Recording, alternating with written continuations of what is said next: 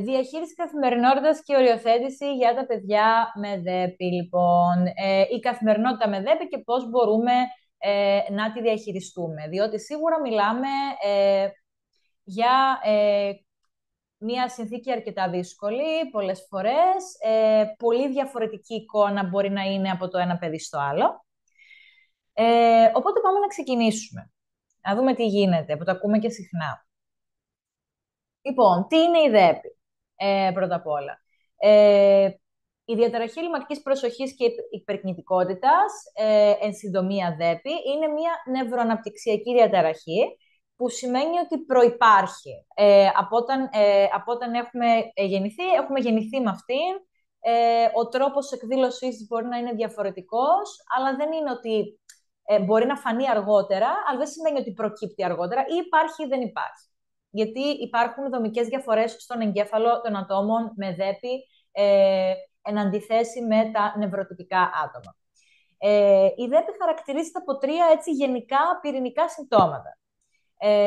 Ελλειμματική προσοχή για συγκέντρωση, υπερκινητικότητα και παρορμητικότητα.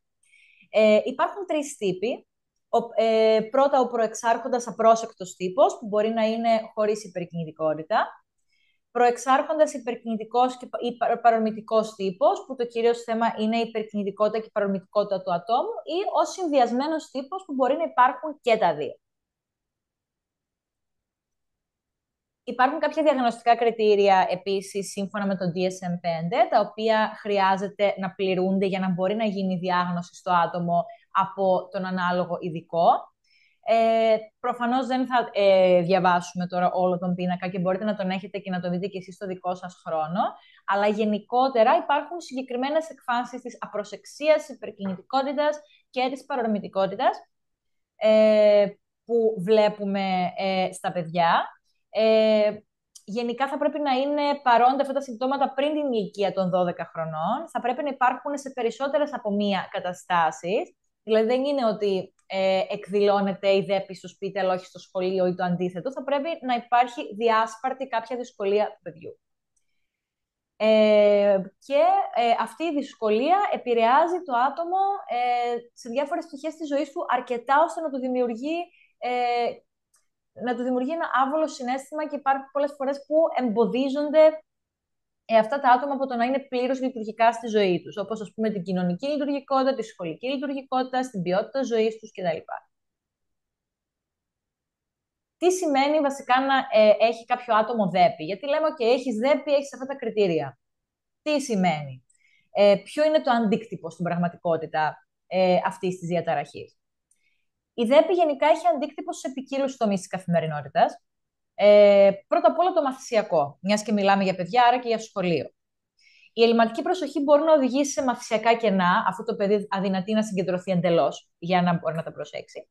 Ενώ η υπερκινητικότητα και η παρορμητικότητα εμποδίζουν το παιδί να επανέλθει στις εργασίες από τη στιγμή που έχει φύγει η συγκέντρωσή του, το εμποδίζουν να παραμείνει στη θέση του ή να μελετήσει σωστά τις οδηγίες που του δίνονται. Οπότε αυτό σημαίνει ότι το παιδί ούτε μπορεί να συγκεντρωθεί επαρκώς, ούτε μπορεί να επιστρέψει στη συγκέντρωσή του επαρκώς. Είναι επιπλέον δυσκολία για το παιδί με ΔΕΠΗ το πολύ δομημένο περιβάλλον της τάξης, που πρέπει το παιδί να ανταποκριθεί σε συγκεκριμένη ύλη, σε συγκεκριμένο χρόνο, καθώς και όγκος εργασιών. Όλα αυτά απαιτούν ένα πνευματικό φόρτο τέλος πάντων στον εγκέφαλό μας, που σημαίνει ότι το παιδί με ΔΕΠΗ δυσκολεύεται έξτρα σε αυτό. Δεν είναι όμως μόνο το μαθησιακό κομμάτι. Μιλάμε και για κοινωνικοσυναισθηματικές δυσκολίες. Συγκεκριμένα, η αλληλεπίδραση με τους υπόλοιπους είναι δυσκολότερη και μπορεί να οδηγήσει σε απόρριψη και αποξένωση. Ας πούμε, μπορεί το παιδί να μην μπορεί να διατηρήσει εύκολα τη σειρά του, να περιμένει δηλαδή τη σειρά του και να παίρνει τη σειρά των άλλων. Να θέλει να αλλάζει συνέχεια απασχόληση και να μην μπορεί να μείνει σε μια ομάδα και να παίξει ένα παιχνίδι για το απαιτούμενο χρονικό διάστημα.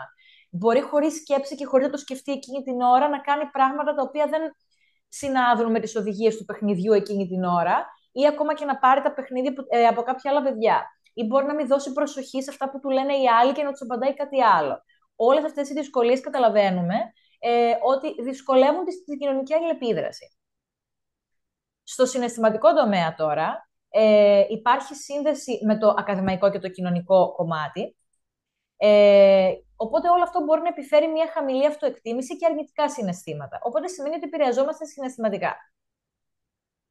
Επίσης, τα άτομα με ΔΕΠΗ έχουν πολλές φορές αυθόρμητες και συχνά εναλλασσόμενες συναισθηματικές αντιδράσεις, διότι γενικά η ΔΕΠΗ έχει συνδυαστεί πολλές φορές ερευνητικά με την ορμονική ανισορροπία όσον αφορά τα συναισθήματα και τη δυσκολία ελέγχου τους. Επιπλέον, όχι μόνο υπάρχει δυσκολία ούτως ή άλλως, αλλά συχνά ο επικριτικός τρόπος που αντιμετωπίζουν αυτά τα παιδιά, οι γονείς, οι εκπαιδευτικοί, γενικά οι ενήλικες, λόγω του ότι μπορεί να χάσουν την ψυχραιμία τους από τις αντιδράσεις που βλέπουν, κάνει αυτά τα παιδιά να αισθάνονται αρνητικά, ότι αυτά τα παιδιά δεν αξίζουν και ότι δεν τα αγαπούν. Οπότε βλέπουμε ότι υπάρχουν πολλαπλά ερεθίσματα που μπορεί να μην βοηθούν το παιδί και να υπάρχει αντίκτυπο. Πώς αντιμετωπίζεται γενικά η ΔΕΠΗ? Δεν είναι κάτι που θεραπεύεται αρχικά, είναι κάτι με το οποίο μαθαίνουμε να ζούμε, μαθαίνουμε να το ελέγχουμε, μαθαίνουμε γενικά να είμαστε λειτουργικοί με αυτό, δεν είναι κάτι που θα φύγει, εφόσον υπάρχουν διαφορές στον εγκέφαλο και έχουμε γεννηθεί με αυτό. Μπορεί όμως να εκπαιδευτούμε να τα αντιμετωπίζουμε. Με ατομική ψυχοθεραπεία, προγράμματα τροποποίησης συμπεριφοράς, προσπαθούμε δηλαδή να στοχεύσουμε σε συγκεκριμένες επιθυμητές συμπεριφορές, διδασκαλία ικανοτήτων στο άτομο, όπως η επίλυση προβλημάτων, η βοήθεια στη συγκέντρωση προσοχής, στην οργάνωση, στην μνήμη, στις κοινωνικές δεξιότητες, συνεργατική συμβουλευτική γονέων και εκπαιδευτικών, ώστε να βοηθηθούν και αυτοί για να μπορούν να βοηθήσουν το παιδί, και στις περιπτώσεις όπου κρίνεται απαραίτητο για τη λειτουργικότητα φαρμακευτική αγωγή. Γενικά, η κατάλληλη οριοθέτηση και η διαχείριση της ρουτίνας της καθημερινότητας είναι αναπόσπαστο κομμάτι της αντιμετώπισης της ΔΕΠΗ. Και για τα παιδιά και για τους ενήλικες. Γενικά, εμείς εστιάζουμε στα παιδιά και στους εφήβους, εδώ πέρα, που οι γονείς τους είναι αυτοί που θα τους διδάξουν πώς να οργανώνουν την καθημερινότητά τους και πώς να βάζουν όρια. Οπότε, ποιοι είναι οι συνήθεις τρόποι πειθαρχίας που μπορεί να χρησιμοποιούμε γενικά με τα παιδιά? Δηλαδή, αν το πάρουμε λίγο πιο γενικά. Ας πούμε ότι μιλάμε για όλα τα παιδιά, νευροτυπικά ή όχι. Οπότε, συνήθεις τρόποι πειθαρχίας που χρησιμοποιούνται συνήθως. Συνήθεις τρόποι πειθαρχίας που μπορεί να χρησιμοποιούνται μπορεί να είναι, ας πούμε, ότι απαγορεύσεις, τιμωρίες, ότι δεν θα κάνεις αυτό αν δεν έχεις αυτό κτλ. Γενικά, όταν ακούμε τα όρια, που είναι έτσι μια πολύ αγαπημένη λέξη γενικά στο χώρο της ψυχολογίας, αλλά και πολλές φορές επειδή χρησιμοποιείται και αρκετά συχνά, λίγο παρεξηγημένη. Συχνά τα συνδυάζουμε με σκληρότητα και τιμωρία. Και αυτό άδικα, γιατί τα όρια δεν σημαίνουν αυτό. Τα όρια είναι τρόποι καθοδήγησης και προστασίας και όχι περιορισμού. Διότι στην πραγματικότητα το να ξέρει κάποιος τα όρια του σημαίνει ότι είναι πιο ελεύθερος να πράξει, γιατί ξέρει μέχρι πού να πάει. Και γενικά τα συνεπή όρια τηρούνται από γονείς και γενικά από άτομα που έχουν ήδη αυτοπεποίθηση και σιγουριά για αυτό που θέλουν να εφαρμόσουν. Γενικά η κατανόηση και η φροντίδα του παιδιού χρειάζονται τα όρια. Δεν υπάρχει ελευθερία χωρίς τα όρια. Η πραγματική ελευθερία είναι να ξέρουμε πού σταματάνε τα όρια μας. Και υπόψη ότι η συμπεριφορά του παιδιού έχει έναν λόγο που υπάρχει. Δεν κάνει αυτή τη συμπεριφορά για να μας εκνευρίσει, ούτε όμως και τυχαία. Υπάρχει κάποιος λόγος. Σκεφτόμαστε, έχει αρκετή αγάπη, τη λαμβάνει αυτή την αρκετή αγάπη που του δίνουμε, ασχολούμαστε αρκετά, υπάρχει ακόμα και σωματική επαφή, μια αγκαλιά. Σκεφτόμαστε, υπάρχει κάποια ανάγκη του παιδιού που δεν έχει καλυφθεί, τι ανάγκη προσπαθεί να μου επικοινωνήσει. Καλό είναι γενικά να μην απαγορεύουμε επίσης, αλλά να πληροφορούμε, και όχι απλά να λέμε απαγορεύεται να κάνεις αυτό. Και φυσικά το κλειδί είναι η σταθερότητα και η συνέπεια. Όταν εφαρμόζουμε ένα όριο, ειδικά όταν είναι η πρώτη φορά που θα το εφαρμόσουμε, σίγουρα στο παιδί μπορεί να μην αρέσει. Όταν όμως επιμένουμε σε αυτό, σημαίνει ότι σταδιακά θα ενσωματωθεί στην καθημερινότητα του παιδιού και θα το δεχτεί. Γιατί δυσκολευόμαστε να βάλουμε όρια στα παιδιά πολλές φορές? Μπορεί να υπάρχουν πάρα πολλοί λόγοι γι' αυτό, αλλά σίγουρα δεν είναι εύκολο κομμάτι του να βάλουμε όρια και είναι και λογικό. Γιατί λοιπόν δυσκολευόμαστε? Μπορεί συχνά να φοβόμαστε το θυμό των παιδιών μας και ότι θα χάσουμε την αγάπη τους, δεν θέλουμε να αρνηθούμε, ειδικά αν εμείς οι ίδιοι μεγαλώσαμε με απόρριψη. Άρα, ας πούμε, πολλές φορές είναι καλό να δούμε τι κουβαλάμε εμείς από τη δική μας την παιδική ηλικία, από τους δικούς μας τους γονείς και πώς αισθανόμαστε ακόμα και σήμερα γι' αυτό. Αυτές οι σκέψεις θα μας βοηθήσουν να δούμε τι μπορεί να μας δυσκολεύει εμάς τους ίδιους ως γονείς και στο πώς διαπαιδαγωγούμε εμείς τα παιδιά μας. Το παιδί όμως έχει δικαίωμα στο θυμό του και στην έκφρασή του. Είναι σημαντικό να αποδεχόμαστε τα συναισθήματα. Πρέπει δηλαδή να μπορούμε να δείξουμε το θυμό μας για να μάθουμε να δεχόμαστε την απογοήτευση. Προφανώς εννοούμε με κατάλληλους τρόπους που δεν θα πληγώσουν κάποιον. Όταν όμως γενικά φοβόμαστε το θυμό, το παιδί είτε γίνεται βίαιο, είτε στρέφει στον εαυτό του το θυμό. Γενικά, η βία δεν σημαίνει απαραίτητα θυμός. Είναι ανάμεικτος φόβος με οργή. Καλό είναι γενικά να μην φοβόμαστε τα συναισθήματα για να μην συσσωρευτούν και κάποια στιγμή γίνει, ας πούμε, κάποια έκρηξη. Τώρα, πού διαφέρουν η συνέπεια και η τιμωρία? Συνήθως ακούμε τη λέξη τιμωρία και κάπως έχει αρχίσει να ακούγεται ότι δεν είναι αυτό που είναι κατάλληλο για τα παιδιά. Πού διαφέρει όμως η συνέπεια με την τιμωρία? Θα μου πεις τι είναι το ένα και τι είναι το άλλο. Η τιμωρία γενικά επιβάλλεται από το γονέα σε φορτισμένη ψυχική κατάσταση. Είναι κάτι που κυρίως θα σκεφτεί εκείνη την ώρα. Ας πούμε, έσπασε στο παράθυρο, δεν έχει παγωτό για σένα σήμερα. Γιατί εκείνη τη στιγμή είστε θυμωμένοι και θέλουμε κάτι να κάνουμε. Προκαλεί αρνητικά συναισθήματα προφανώς στο παιδί, όπως ντροπή και κατωτερότητα, και ουσιαστικά, μακροπρόθεσμα, δεν του διδάσκει τίποτα. Παρά μόνο ότι ο γονέας θύμωσε και ότι θα του στερήσει κάτι θετικό. Δηλαδή, όταν θυμώνουν η μαμά και ο μπαμπάς μου, στερούν κάτι που μου αρέσει. Είναι το μόνο που μαθαίνει το παιδί από την τιμωρία. Η συνέπεια όμως δεν αφορά απαραίτητα κάτι που προκαλεί αρνητικά συναισθήματα στις δύο πλευρές. Δεν είναι αυτός ο στόχος. Σχετίζεται άμεσα με την πρώτερη πράξη του παιδιού, τις συνθήκες και την ηλικία του και διδάσκει στο παιδί πώς να διορθώνει αυτόνομα τα λάθη του και μακροπρόθεσμα του διδάσκει να λαμβάνει τις ευθύνες του και να παίρνει σωστές αποφάσεις για τη ζωή του. Πώς γίνονται τώρα όλα αυτά? Παράδειγμα. Λοιπόν, πριν πάμε γιατί τα παιδιά με ΔΕΠΗ χρειάζονται διαφορετική προσέγγιση, ας πάμε στο παράδειγμα που είπαμε πριν. Αυτό, ας πούμε ότι κλώτσε το παιδί την μπάλα η οποία έσπασε στο τζάμι του παραθύρου. Αντί να πούμε στο παιδί ότι δεν έχει παγωτό σήμερα, που αυτό είναι η τιμωρία, μία συνέπεια θα είναι το παιδί να βοηθήσει, για παράδειγμα, στο μάζεμα των γυαλιών. Ή, ας πούμε, να αφαιρεθεί ένα ποσό από το χαρτζηλίκι του για να μπορέσει για να μπορέσουμε να πληρώσουμε το τζάμι. Δηλαδή, αυτά τα πράγματα σχετίζονται δηλαδή με αυτό που έκανε. Δεν είναι ο σκοπός να τιμωρήσουμε το παιδί. Ο σκοπός δηλαδή είναι να του διδάξουμε εκείνη την ώρα. Και επίσης πρέπει να σκεφτούμε και την ηλικία. Αλλιώς θα καταλάβει το παιδί των 2 χρονών πώς έσπασε το τζάμι και αλλιώς το παιδί των 12 χρονών. Οπότε είναι σημαντικό να ξέρουμε ότι ταιριάζουμε τις συνθήκες. Είναι κάτι που έγινε κατά λάθος? Είναι κάτι που έγινε πάνω στο θυμό του παιδιού? Είναι κάτι που έγινε ενώ το παιδί απαγορευόταν να παίξει μέσα στο σπίτι και έπιασε την μπάλα ενώ ήξερε τον κανόνα? Έχει πάρα πολύ μεγάλη διαφορά το ένα από το άλλο. Γενικά μπορούμε να πούμε ότι, ας πούμε, αν δεν το τιμωρήσω, αν δεν γίνει κάτι εκείνη την ώρα που θα το ταράξει, δεν θα μάθει. Και όμως, αν πούμε στο παιδί ότι η συνέπεια είναι να μαζέψουμε τα γυαλιά, ας πούμε, πρέπει να μου φέρεις τη σκούπα και το φαράζι για να μπορώ να μαζέψω, και αυτό ακόμη θα του μάθει πράγματα. Τώρα, επανερχόμενοι στα παιδιά με ΔΕΠΗ. Γιατί τα παιδιά με ΔΕΠΗ όμως θέλουν διαφορετική προσέγγιση? Όλα τα παιδιά χρειάζονται όρια, σίγουρα, και καθοδήγηση. Πού είναι όμως η πρόκληση συγκεκριμένα για τα παιδιά με ΔΕΠΗ? Τα παιδιά με ΔΕΠΗ συχνά χρειάζονται επανάληψη οδηγιών, δεν θυμούνται διότι ξεχνούν ή δεν έχουν προσέξει την οδηγία και όχι επίτηδες, μοιάζουν σαν να μην ακούν περισσότερα από τα υπόλοιπα παιδιά, εφόσον σου λένε το ξέχασα ή φαίνονται να μην ακούνε, να είναι στον κόσμο τους. Που αυτό, αν έχουν πει κάτι 100 φορές, σίγουρα θα μας απογοητεύσει και θα μας εκνευρίσει. Όμως είναι σημαντικό να θυμόμαστε ότι δεν το κάνουν επίτηδες.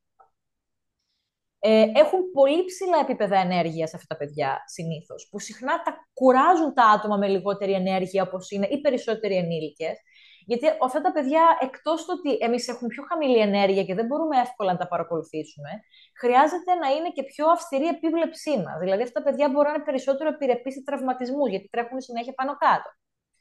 Η παρορμητικότητα αυτών των παιδιών επίσης τα οθεί συχνά να μην ακολουθούν τους κανόνες και τις κοινωνικές υποχρεώσεις. Μπορούν να φέρονται απερίσκεπτα, να μην σκεφτούν δηλαδή πριν κάνουν κάτι, να παρεμβαίνουν όταν δεν είναι κατάλληλο, να πετάξουν δηλαδή άσχετες ατάκες στην τάξη, εκείνη την ώρα να πεταχτούν να πούν να σε διακόψουν, όχι επειδή θέλουν να σε διακόψουν, αλλά γιατί κάτι τους ήρθε και θέλουν να το πούν. Αυτές οι πράξεις μπορεί από άτομα εξουσίας να θεωρηθούν ως έλλειψη σεβασμού ή ανωτερότητα με επακόλουθες αντιδράσεις και τιμωρίες. Που ενώ το παιδί ουσιαστικά δεν φταίει, δεν είναι στο χέρι του εντελώς, εκείνη τη στιγμή τα τιμωρούμε γι' αυτό. Επίσης, τα παιδιά με ΔΕΠΗ δυσκολεύονται περισσότερο από άλλα παιδιά να κατανοήσουν την έννοια αιτίας και συνέπειας, γιατί γενικά η σχέση πράξη και συνέπεια είναι κάτι που τα παιδιά με ΔΕΠΗ δυσκολεύονται να το καταλάβουν, να καταλάβουν δηλαδή τη σύνδεση, ακριβώς εξαιτίας της παρορμητικότητάς τους. Πράγμα που καθιστά ακόμα δυσκολότερη την οριοθέτηση. Γενικά στο μαθησιακό τομέα επίσης. Τα παιδιά αυτά συχνά διαταράσσουν τη ροή του μαθήματος, δυσκολεύονται να ακολουθήσουν κανόνες και να αφομοιώσουν την ύλη, που αυτό σημαίνει αντίστοιχα περισσότερο φόρτο για τον εκπαιδευτικό. Επίσης, γενικά, οι δυσκολίες στη διαπαιδαγώγηση των παιδιών με ΔΕΠΗ οδηγούν συχνά στην απώλεια της ψυχραιμίας των μελών της οικογένειας και δικαίως δηλαδή μετά από αυτές τις προκλήσεις. Και αυτό μπορεί συχνά να οδηγήσει στη μη λειτουργική εκτόνωση των εντάσεων, όπως φερειπίν διάφορες συγκρούσεις κτλ. Τι μας δυσκολεύει περισσότερο όταν έχουμε να κάνουμε με ένα παιδί με ΔΕΠ?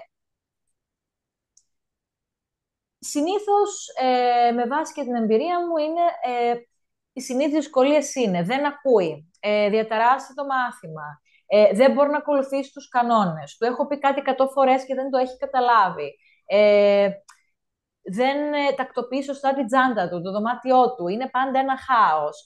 Μπορεί να κινείται συνέχεια γύρω-γύρω σαν κινείται με μηχανή, να μιλάει συνέχεια, να μην μπορώ να τον παρακολουθήσω, να είμαι κουρασμένος στο τέλος της μέρας, να μην μπορώ να το χειριστώ. Είναι πολλά πράγματα που ακούγονται γενικά από γονείς, εκπαιδευτικούς, γενικά άτομα που δουλεύουν με παιδιά. Τώρα, γενικά, όπως συμπεριφερόμαστε σε αυτά τα παιδιά, θα μας συμπεριφερθούν. Σταδιακά τουλάχιστον. Καλό είναι γενικά να παρατηρούμε συστηματικά τη συμπεριφορά τους, ώστε να μπορούμε να τα κατανοήσουμε καλύτερα. Για παράδειγμα, το παιδί, ας πούμε, εκδηλώνει μια συγκεκριμένη συμπεριφορά σε κάποιο συγκεκριμένο μάθημα. Μπορεί να νιώθουμε ότι απλά διαταράσσει το μάθημα. Όμως, μιλάμε για συγκεκριμένο μάθημα που το κάνει αυτό. Μιλάμε για συγκεκριμένη ώρα της ημέρας που μπορεί να είναι το παιδί πιο ζωηρό, ας πούμε, σε σημείο να μην μπορούμε να ελέγξουμε το μάθημα.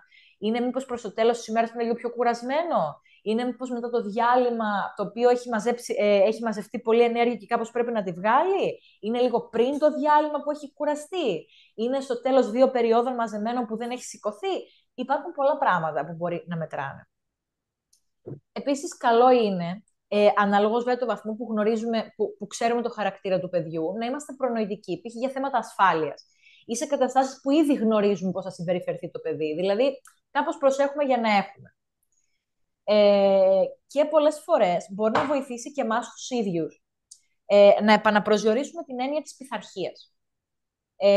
Πειθαρχία δεν σημαίνει απαραίτητα υπακοή στα πάντα και απλά το παιδί κάνει ό,τι του λέω. Επαναπροσδιορίζουμε γενικά την έννοια της πειθαρχίας και προσπαθούμε να εστιάσουμε κάπως στη συνεργασία. Γενικά, δεν τίθεται ζήτημα αμφισβήτησης της εξουσίας, τουλάχιστον μέχρι μια ορισμένη ηλικία, γιατί οι έφηβοι μεγαλώνουν, κάνουν την επανάστασή τους, κάνουν αρκετό challenging τα άτομα εξουσίας.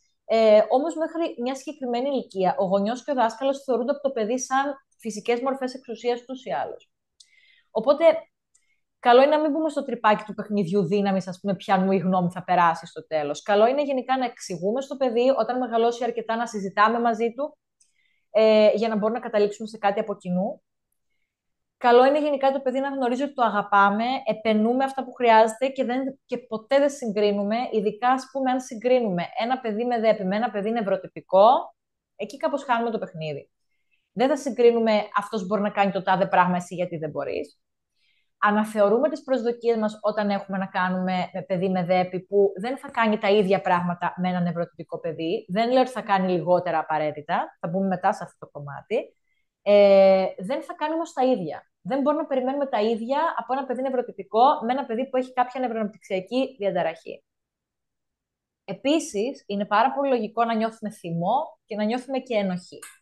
Είτε επειδή νιώθουμε ότι δεν κάνουμε καλή δουλειά, είτε να νιώθουμε ένοχοι που θυμώνουμε τόσο πολύ. Οπότε είναι καλό να δούμε κι εμείς οι ίδιοι τι είναι αυτό που νιώθουμε ότι μας εκνευρίζει περισσότερο εκείνη την ώρα. Αυτό που μας προκαλεί τα πιο έντονα και πιο αρνητικά συναισθήματα. και γιατί σε τέτοιο βαθμό. Δηλαδή, καλό είναι να κοιτάξουμε και τις δικές μας αντιδράσεις, να μπορούμε να τις αξιολογήσουμε. Διαχειριζόμαστε λοιπόν τα συναισθήματά μας και αποφεύγουμε να αντιδράσουμε άμεσα. Γιατί εκείνη την ώρα μπορεί να πει το παιδί κάτι χωρίς να το σκεφτεί. Ουσιαστικά το παιδί χρειάζεται βοήθεια στο να μπορεί να κοντρολάρει γενικά την παρορμητικότητά του. Οπότε, αν εμείς απαντήσουμε με εξίσου παρορμητικότητα, εκείνη τη στιγμή σίγουρα δεν βοηθάμε, όσο δύσκολο και να είναι. Καλό είναι γενικά να εστιάζουμε στα ενδιαφέροντα του παιδιού. Ας πούμε, δεν θα γίνουν όλα τα παιδιά πρώτοι μαθητές. Δεν γίνεται να το περιμένουμε συνέχεια από όλα τα παιδιά και όλη την ώρα. Κάποιο παιδί μπορεί να έχει άλλα ενδιαφέροντα, να προτιμάει άλλα πράγματα, τα οποία δεν εστιάζουν απαραίτητα στην ακαδημαϊκή επιτυχία. Σίγουρα θέλουμε να έχει κάποια στοιχειώδη επιτυχία, να μπορεί να περνάει τα μαθήματα, τα πηγαίνει στοιχειωδώς καλά. Σίγουρα όμως δεν είναι ρεαλιστικό να περιμένουμε από όλα τα παιδιά να είναι απαραίτητα καλοί μαθητές. Οπότε εστιάζουμε στα ενδιαφέροντα του παιδιού, διότι αν η ανταμοιβή που λαμβάνει το παιδί έχει να κάνει με τα ενδιαφέροντά του, θα είναι και πιο εσωτερικό κίνητρο για εκείνο. Και θα μπορεί να ανταμείβει τον εαυτό του σταδιακά. Για παράδειγμα, ένα παιδί όταν ασχολείται με μια εξωσχολική δραστηριότητα που του αρέσει, αυτό σημαίνει ότι όταν το παιδί θα γίνεται όλο και καλύτερο, θα χαίρεται πραγματικά γι' αυτό. Δεν θα είναι για να ευχαριστήσει κάποιον άλλο, αλλά για να ευχαριστήσει τον εαυτό του. Ενισχύουμε επίσης την αυτοπιθαρχία και την αυτοδιαχείριση μέσω του ανεξάρτητου παιχνιδιού. Καλό είναι γενικά να μπορούμε να αναθέτουμε δραστηριότητες στο παιδί που μπορεί να βγάλει εις πέρας, το πολύ με λίγη βοήθεια από εμάς. Να μην είμαστε όλη την ώρα από πάνω, ότι να το διακόψουμε ή να... Ειδικά όταν είναι παιδί με δέπη, μπορεί να ανησυχούμε ότι κάποια πράγματα δεν θα τα βγάλει. Αφήνουμε όμως το παιδί να προσπαθήσει και επενούμε την προσπάθεια. Και με αυτόν τον τρόπο θα ενισχυθεί η αυτοεκτίμηση του παιδιού. Τονίζουμε επίσης την παρατήρηση της καλής συμπεριφοράς και την περιγράφουμε επακριβώς. Ας πούμε, μπράβο Γιαννάκη μου που με βοήθησε σήμερα να μοιράσουμε τα φυλάδια στους μαθητές. Όχι, μπράβο που έμεινε στην καρέκλα σου για όλο το μάθημα. Αντί να πούμε απλά μπράβο που συγκεντρώθηκες ή μπράβο που κάθισες ήσυχος. Δηλαδή, καλό είναι ειδικά τα παιδιά με δέπη, για να μπορούμε να έχουμε την προσοχή τους και να μπορούν να ακολουθούν τις οδηγίες μας, να τα λέμε τα πράγματα όσο πιο συγκεκριμένα μπορούν. Και επίσης διδάσκουμε και κάποιους τρόπους ελέγχου της παρορμητικότητας. Αυτό είναι κομμάτι και των συνεδριών με τους ειδικούς, αλλά υπάρχουν και κάποια γενικά πράγματα, κάποιες γενικές πρακτικές που βοηθάνε, όπως για παράδειγμα τα traffic lights. Τα βήματα σταμάτα, σκέψου, πράξε, που παρομοιάζουν με ένα φανάρι της τροχέας, τέλος πάντων, όπου το κόκκινο φως θα είναι, ας πούμε, ότι σταματάω αυτή την ώρα. Το πορτοκαλί ή κίτρινο, τέλος πάντων, είναι ότι σκέφτομαι πριν κάνω κάτι, σκέφτομαι αν είναι όντως η σωστή πράξη για τώρα και μετά το κάνω. Τέτοιοι δηλαδή απλοποιημένοι τρόποι και οπτικοποιημένοι τρόποι μπορούν να βοηθήσουν τα παιδιά να σταματήσουν λίγο, να πάρουν μια ανάσα πριν κάνουν αμέσως κάτι, πριν το σκεφτούν με κλασικά παρορμητικό τρόπο. Μπορούμε επίσης να οργανώνουμε παιχνίδια και αθλήματα διαχείρισης παρορμήσεων και εστίασης της προσοχής, που υπάρχουν συγκεκριμένα παιχνίδια που το ελέγχουν αυτό, όπως ας πούμε παιχνίδια που πρέπει να είσαι stand-by για να κάνεις κάτι. Για παράδειγμα, μουσικές καρέκλες. Γυρνάς γύρω-γύρω, ναι, δεν περιμένεις, αλλά όταν σταματήσει η μουσική θα πρέπει να βρεις αμέσως μια καρέκλα να καθίσεις. Οπότε σημαίνει ότι πρέπει να είσαι συγκεντρωμένος για να βγει αυτό το παιχνίδι. Όπως τα αγαλματάκια ακούνε τα μήλι τα αγέλαστα. Το 1, 2, 3 stop. Που μπορεί να γυρίσουμε πλάτη και μετά να γυρίσουμε πάλι έτσι και θα πρέπει το παιδί να είναι ακίνητο.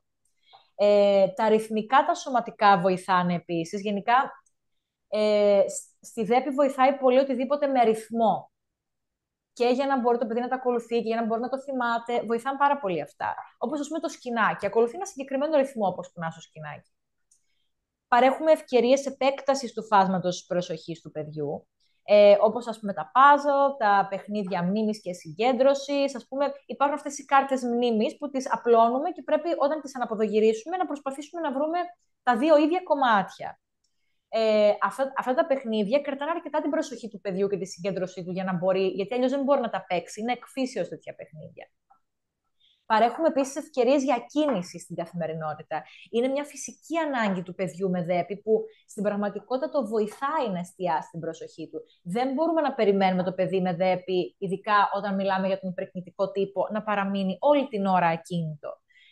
Δεν θα γίνει αυτό. Στην πραγματικότητα, όταν το παιδί κάνει κάποιες συγκεκριμένες κινήσεις, όχι απαραίτητα να σηκώνεται από την καρέκλα του, αλλά να έχει ευκαιρία, ας πούμε, να παίξει με κάποια fidget balls ή κάτι. Να μπορεί να διοχετεύει δηλαδή την κίνησή του με πιο διακριτικούς τρόπους.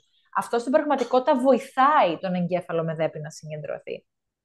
Ενθαρρύνουμε την επικοινωνία σχολείου και οικογένειας, ιδανικά με ένα τετράδιο επικοινωνίας, με τακτικά meetings. Γενικά είναι καλό η μία πλευρά να γνωρίζει τι γίνεται στην άλλη. Σημαντικό επίσης να παρεμβαίνουμε έγκαιρα και όχι να το παιδί έχει ήδη κουραστεί, είτε αποθαρρυνθεί ή έχει βγει εκτός ελέγχου. Εκτός ελέγχου δεν θα μας ακούσει όταν αποθαρρυνθεί, ήδη νιώθει άσχημα και όταν έχει κουραστεί, γενικά, όλα τα παιδιά γενικά, όχι μόνο τα παιδιά με ΔΕΠ, όταν κουραστούν, είναι ακόμα πιο δύσκολο να μπορούμε να τους διδάξουμε κάτι συγκεκριμένο. Βασικό, φροντίζουμε τον εαυτό μας και την οικογένειά μας. Το άγχος και η κούραση είναι απολύτως φυσιολογικά, ειδικά σε αυτές τις περιπτώσεις, και είναι ανάγκη να επενδύσουμε στη φροντίδα μας, όπως και στη σχέση με τα υπόλοιπα οικογενειακά μέλη. Και φυσικά αναζητούμε περαιτέρω υποστήριξη όταν νιώθουμε ότι χρειάζεται. Δεν είμαστε κακοί γονείς επειδή δεν ξέρουμε τι να κάνουμε εκείνη τη στιγμή. Δεν είναι ο γονιός υποχρεωμένος να ξέρει όλα τα ειδικά πράγματα, να ξέρει τα πάντα κτλ. Είναι αρκετό που ξέρει τις περιπτώσεις, είναι αρκετό να ξέρει τις περιπτώσεις που χρειάζεται όντως βοήθεια και να πει ναι, αυτό δεν μπορώ να το βγάλω μόνος μου. Για το καλό της οικογένειας και το καλό του παιδιού μου θα πρέπει να αναζητήσω βοήθεια. Και αυτό είναι σημαντικό. Τώρα, όσον αφορά κανόνες και οδηγίες που δίνουμε στα παιδιά με ΔΕΠ. Καλό είναι να υπάρχει σταθερότητα όσο γίνεται και δομημένο περιβάλλον. Δεν είναι εύκολο μέχρι τέλους να είμαστε συνεπείς, σίγουρα, όμως είναι η καλύτερη και πιο χρήσιμη πρακτική. Αλλιώς τα παιδιά με ΔΕΠ μπερδεύονται όταν το περιβάλλον γενικά είναι μπερδεμένο και δεν ξέρουν τι να περιμένουν. Καλό είναι να μην έχουμε ένα σωρό κανόνες, ας πούμε. Καλό είναι να είναι λίγοι αριθμητικά και απλοποιημένοι. Σίγουρα το παιδί με ΔΕΠ αδυνατεί να ακολουθήσει μια λίστα κανόνων και να τη θυμάται. Η απαραίτητη, ιδανικά και οπτικοποιημένη κιόλας, ειδικά αν έχουμε να κάνουμε με μικρότερα παιδιά. Γενικά, λίγα λόγια και σοφά. Δεν χρειάζεται πολλά πράγματα. Καλό είναι να δούμε ποιοι κανόνες είναι πραγματικά οι απαραίτητοι. Όπου είναι δυνατόν, θεσπίζουμε τους κανόνες από κοινού με το παιδί, δηλαδή τους συζητάμε και λέμε αυτός ο κανόνας υπάρχει γι' αυτό και γι' αυτό το λόγο. Είναι σημαντικό, δηλαδή κάπως προετοιμάζεται το παιδί για τους κανόνες που θα ακολουθήσει. Είναι καλό να τους γνωρίζει από πριν και όχι απλά να πούμε τον κανόνα εκείνη την ώρα που παραβαίνεται. Αναρτούμε τους κανόνες σε κάποιο ορατό σημείο, στο ψυγείο, στο γραφείο, στην τάξη, στον πίνακα τέλος πάντων, και να είναι γενικά ένα αρκετά μεγάλο board. Είναι καλό δηλαδή να μπορούν να το βλέπουν και να επανέρχονται. Και σε περίπτωση που χρειάζεται να επαναφέρουμε τα παιδιά, τους δείχνουμε το board και το θυμούνται. Μπορεί να μην χρειαστεί καν να κάνουν παρατήρηση, απλά να κοιτάξουμε το παιδί και να του δείξουμε εδώ ο πίνακας, ας πούμε. Χωρίς απαραίτητα δηλαδή εκείνη την ώρα να προσβαλθεί εισαγωγικά ή κάτι. Για να μπορούμε να του μάθουμε να επαναφέρει και μόνο του σιγά σιγά τον εαυτό του. Είναι καλό οι κανόνες επίσης να διατυπώνονται θετικά. Ας πούμε, αντί να πούμε δεν τρώω με λερωμένα χέρια, γενικά το δεν είναι λέξη που όσο γίνεται προσπαθούμε να την αποφεύγουμε. Πλένω τα χέρια μου πριν το φαγητό. Απλή οδηγία κτλ. Καλό είναι γενικά να αποφεύγουμε τις αρνητικές διατυπώσεις, γιατί δημιουργούν ένα αρνητικό κλίμα ούτως ή άλλως. Διατηρούμε την οπτική επαφή με το παιδί. Δηλαδή, πρωτού πούμε μια οδηγία ή υπενθυμίσουμε ένα κανόνα, καλό είναι να σιγουρευτούμε ότι έχουμε την προσοχή του. Απομακρύνουμε τους περισπασμούς όσο γίνεται, τηλεόραση, κινητό τηλέφωνο κτλ. Δίνουμε σαφείς και σύντομες οδηγίες. Προτιμούμε τις εικόνες στις περιπτώσεις που είναι αυτό εφικτό.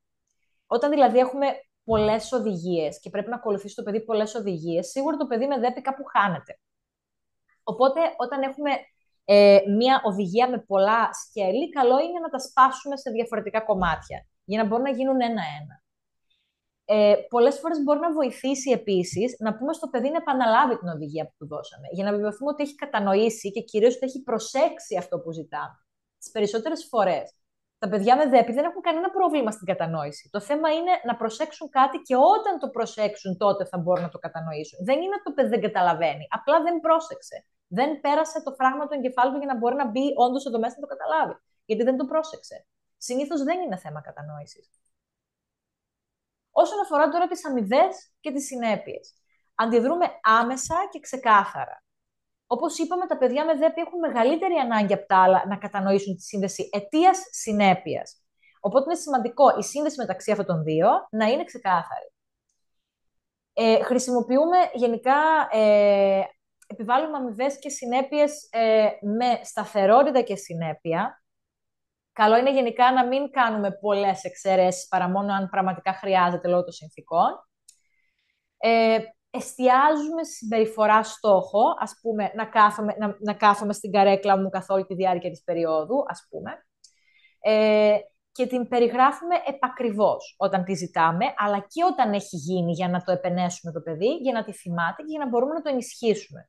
Αποφεύγουμε ασάφειες όπως να είσαι καλό παιδί. Τι σημαίνει καλό παιδί? Δεν ξέρει το παιδί τι να κάνει ακριβώς. Πώς είμαι καλό παιδί, πώς θα είμαι καλό παιδί. Αντί γι' αυτό, μπράβο που έβαλες τα πυρούνια και τα κουτάλια στο τραπέζι για να φάμε. Καλό είναι να είμαστε ξεκάθαροι.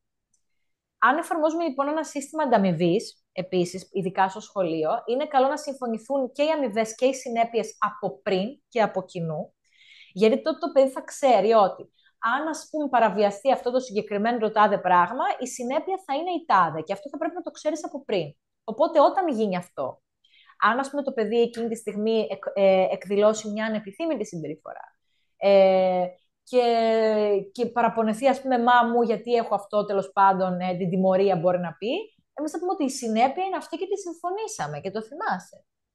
Οπότε δεν μπορεί να πει κάτι. Γι' αυτό δημιουργούμε έναν πίνακα και ένα κατάλογο με τις αμοιβές και τις συνέπειες, γενικά να έχει το παιδί πρόσβαση σε αυτό και να ξέρει τι θα ακολουθήσει, είτε εκδηλώσει τη συμπεριφορά, είτε όχι.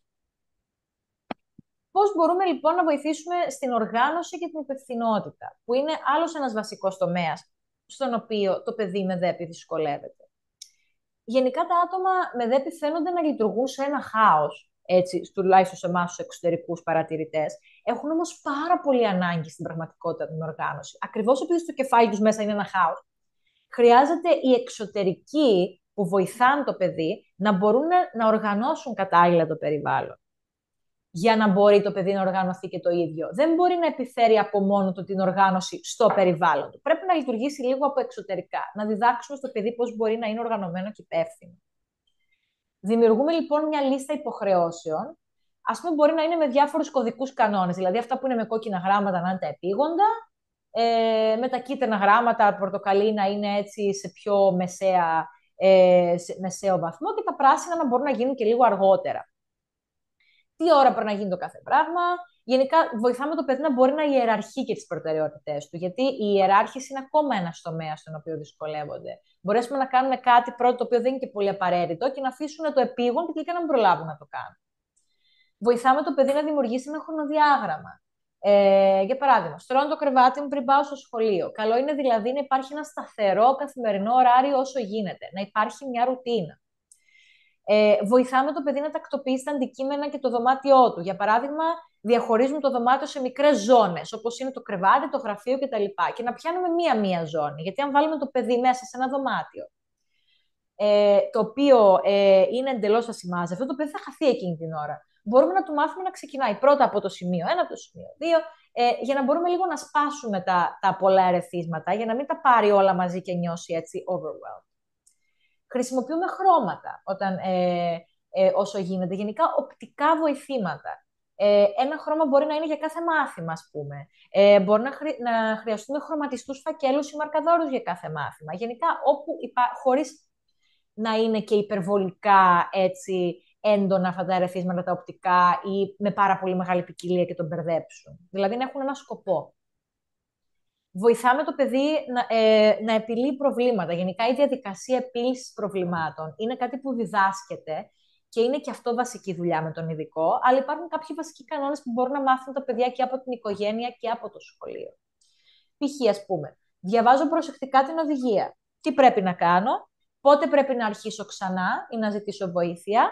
Θα πρέπει δηλαδή να διδάξουμε στο παιδί τι να κάνει εκείνη την ώρα. Είναι κάποια βασικά skills που χρειάζεται το παιδί με ΔΕΠΗ λίγο παραπάνω χρόνο για να τα κάνει μάστερ. Όσον αφορά τη μελέτη στο σπίτι τώρα, τα homework, που πολλές φορές μπορεί να είναι φιάλτης για παιδί με ΔΕΠΗ. Καλό είναι να υπάρχει ένας προκαθορισμένος χρόνος και χώρος μελέτης. Ας πούμε, να έχει το παιδί το γραφείο του και να ξέρουμε ότι μελετάει εκεί. Κατά προτίμηση το γραφείο στο δωμάτιό του. Δεν επιτρέπουμε, ας πούμε, το παιδί να μελετάει στο κρεβάτι του ή όπου αλλού να είναι. Καλό είναι δηλαδή να υπάρχει μια σταθερότητα.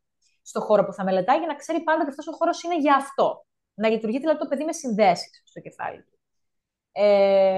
Και να είναι αποκλειστικά αυτός ο χώρος για αυτό το σκοπό. Απαλλασσόμαστε από οπτικά και ακουστικά ερεθίσματα που διασπούν το παιδί εκείνη την ώρα, που το διασπάνε την προσοχή, και διατηρούμε στο γραφείο μας μόνο τα βασικά υλικά για μελέτη. Να μην κοιτάει δηλαδή το παιδί άλλα ντάλα έτσι γύρω του.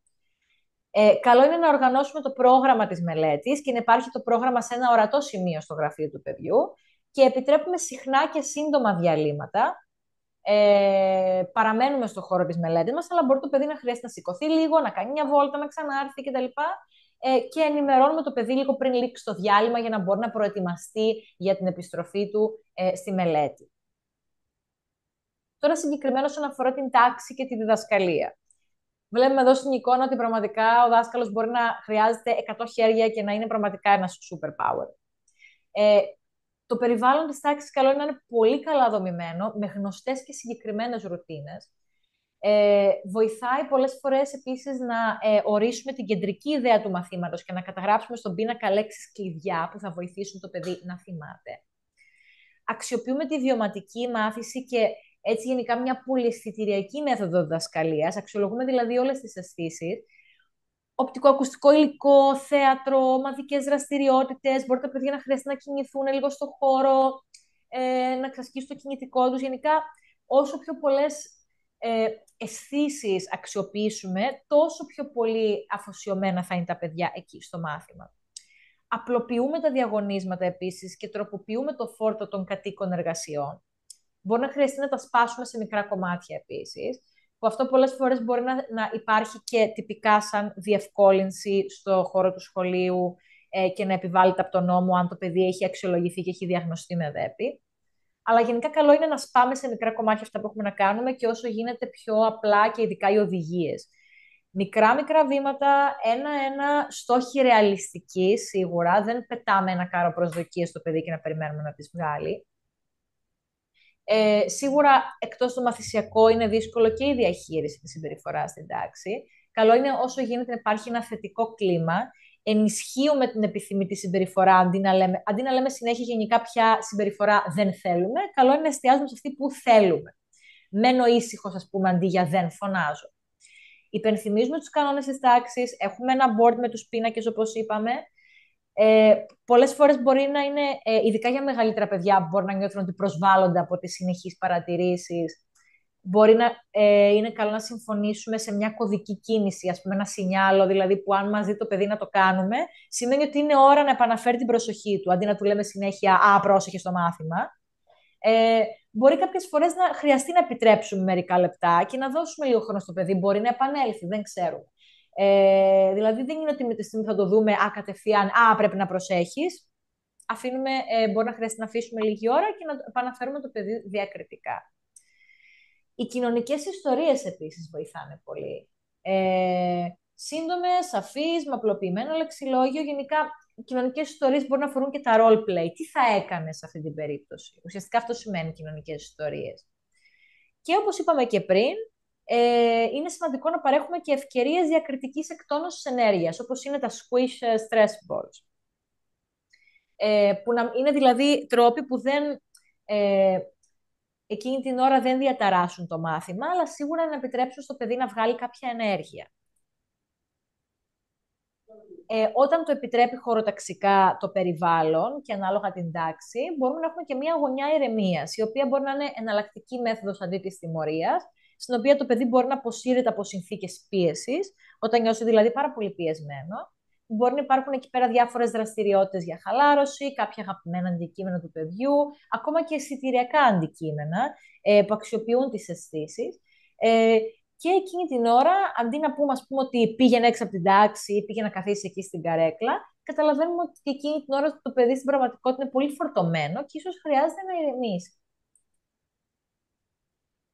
Όμως, γιατί αρκετά είπαμε όσον αφορά συγκεκριμένες στρατηγικές κτλ. Δεν πάμε στο αντίθετο άκρο. Η ΔΕΠΗ δεν είναι σε καμία περίπτωση δικαιολογία για να σταματήσει το παιδί την προσπάθεια βελτίωσης των ικανοτήτων και των συμπεριφορών. Είτε το παιδί, είτε ακόμα και εμείς. Δεν θα πούμε, ας πούμε, ότι δεν τραβάει άλλο το μωρό, έχει ΔΕΠΗ, δεν μπορούμε να κάνουμε κάτι άλλο. Πάντα υπάρχει κάτι να κάνουμε. Δεν μπορεί να είναι δικαιολογία, ας πούμε, αυτό. Ενημερώνουμε το παιδί κατάλληλα για τη δέπη που έχει. Αυτό πολλές φορές συμπεριλαμβάνει και την ψυχοεκπαίδευση από τον ψυχολόγο. Ε, Ενημερώνουμε δηλαδή ότι υπάρχει αυτό, υπάρχει δηλαδή αυτή η διαφορετικότητα, ότι όντως υπάρχουν κάποιες δυσκολίες στη συγκέντρωση, δεν είναι ιδέα σου, ας πούμε, δεν είναι ότι απλά εσύ τα βγάζεις από το μυαλό σου. Ενημερώνουμε το παιδί, ενημερώνουμε ότι είμαστε εκεί για να βοηθήσουμε, παράλληλα όμως εμπιστευόμαστε τις ικανότητές του. Δεν είμαστε εκεί για να κάνουμε τα πάντα για το παιδί και θεωρούμε ότι δεν μπορεί μόνο του. Δεν δικαιολογούμε ή διορθώνουμε μόνοι συνεχώς τις πράξεις του παιδιού, γιατί έτσι περνάμε μήνυμα στο παιδί ότι δεν έχει ικανότητες, ότι δεν υπάρχουν στη ζωή συνέπειες, γιατί δεν το αφήνουμε να τις βιώσει, και ότι οι άλλοι είναι στην υπηρεσία μας. Το παιδί δεν αισθάνεται δυνατό και υπερήφανο με αυτόν τον τρόπο και στερείται της ευκαιρίας να διορθωθεί στην πραγματικότητα. Και επίσης με αυτόν τον τρόπο, όταν εμείς, ας πούμε, πάμε και μαζεύουμε πράγματα πίσω από το παιδί, η ένταση παραμένει στον γονέα ή στον εκπαιδευτικό αντίστοιχα και διοχετεύεται σε άλλους τομείς. Συναισθηματικά αποθυμένα, ψυχοσωματικές καταστάσεις, η υπερβολική αντίδραση σε κάποιο άσχετο γεγονός με το παιδί. Πρέπει να είμαστε κι εμείς ειλικρινείς με τα συναισθήματά μας κατά την αλληλεπίδραση με το παιδί για να το διδάξουμε να ξέρει να τα διαχειρίζεται και το ίδιο. Ας πούμε, ναι, αυτό δεν ήταν σωστό. Δεν είναι ότι απλά κάτσε να το μαζέψουμε. Όντως δεν ήταν σωστό και αφήνουμε το παιδί να βιώσει τη συνέπεια. Μπορεί, ας πούμε, εκείνη τη στιγμή να είπε κάτι λόγω της παρορμητικότητάς του, αλλά είναι καλό να ξέρει ότι δεν πετάμε άσχετες ατάκες στην τάξη. Το παιδί γνωρίζει, είναι σε θέση να καταλάβει ποιο είναι το σωστό να κάνει. Ασχέτως αν θα δυσκολευτεί τουλάχιστον προς το παρόν να το εφαρμόσει. Όταν βοηθάμε το παιδί και του υπενθυμίζουμε ποιο είναι το σωστό και τον βοηθάμε με τον κατάλληλο τρόπο, μπορεί να καταλάβει ποιο είναι το σωστό. Δεν είναι κάποια χαμένη υπόθεση το παιδί με δέπη σε καμία περίπτωση. Τι πρέπει λοιπόν να θυμόμαστε για τα παιδιά με δέπη? Δείχνουμε αγάπη και αποδοχή σε όλα τα παιδιά βέβαια, αλλά γενικά λόγω και της δυσκολίας διαχείρισης των συναισθημάτων στα παιδιά με δέπη μπορεί να χρειάζονται την επιβεβαίωση ένα τσικ παραπάνω. Ενημερωνόμαστε οι ίδιοι σωστά και ενημερώνουμε και όποιον χρειάζεται.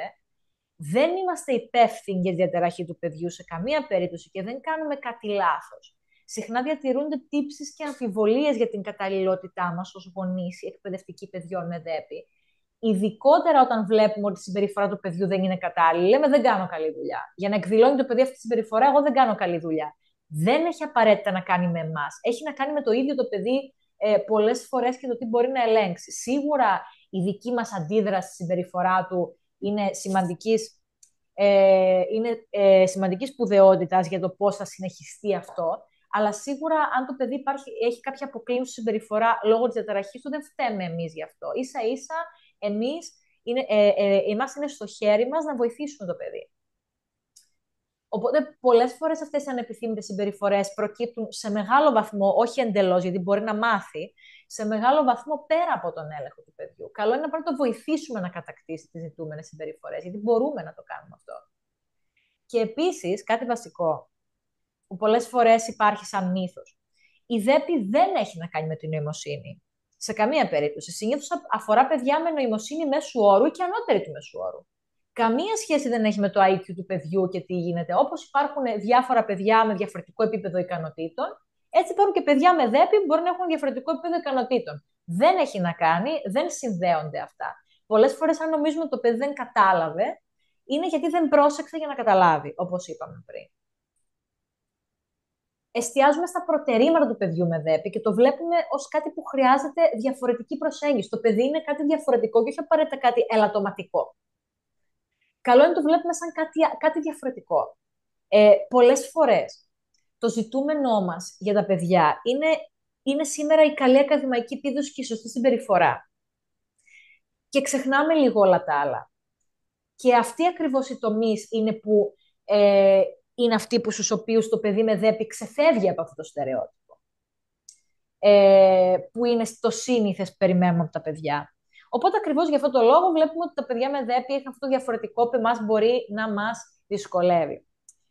Δεν ξεχνάμε όμως, τα παιδιά με δέπη είναι αυθόρμητα, δημιουργικά, με πάρα πολλές ιδέες, ενθουσιώδεις, σου δείχνουν τα συναισθήματά τους, σκέφτονται έξω από το κουτί, σκέφτονται με διαφορετικό τρόπο και με τρόπο που ίσως εμείς δεν θα σκεφτόμασταν, έχουν θάρρος, αποζητούν την περιπέτεια, τους αρέσει δηλαδή να δοκιμάσουν καινούργια πράγματα, έχουν πολύ ψηλή συναίσθηση, έχουν πολύ ζωηρή φαντασία και όταν κάτι τα ενδιαφέρει πραγματικά, μπορεί να έχουν τεράστιο βαθμό συγκέντρωσης και παρατηρητικότητας.